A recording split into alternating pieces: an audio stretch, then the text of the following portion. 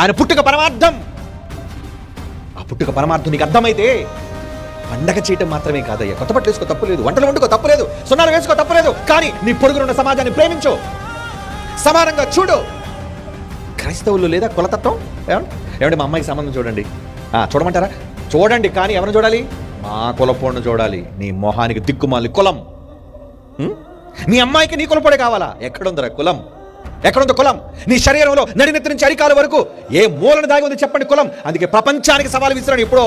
ఏమని? ఈ ప్రపంచంలో ఎవడైనా ఈ శరీరంలో వీడిది పలానా కులము అని నువ్వు రక్త పరీక్ష చేస్తావో, ఉమ్మి పరీక్ష చేస్తావో, బల పరీక్ష చేస్తావో, మూత్ర పరీక్ష చేస్తావో, శరీరాన్ని అంతా స్కాన్ చేసి పరీక్షిస్తావో, వీడిది పలానా కులం అని ఎవడైనా ప్రపంచంలో చూపిస్తే, ఇదిగో ఈ బైబిల్ ప్రపంచంలో ముట్టను, భవిష్యత్తులో బైబిల్ జోలికి వెళ్ళను, వదిలేస్తాను తిన్నని సవాలు చేశాను నేను.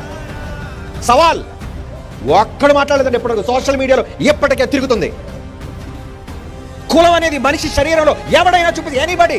నేను ఎవరిని దూషించట్లేదు, ఏ మత గ్రంథాన్ని దూషించట్లేదు, ఏ దేవుణ్ణి నేను అనరాని మాట్లాడట్లేదు. ఈ బైబిల్లోని నిజాన్ని చెబుతున్నాను సవాలుతో. ఏమని? కులం అన్నది ఈ శరీరంలో ఎవడైనా చూపిస్తే నా బైబిల్ తప్పని ఒప్పుకొని వదిలేస్తాను. భవిష్యత్తులో ఎప్పుడు నేను చచ్చినంత వరకు బైబిల్ ముట్టనని సవాలు చేశాను.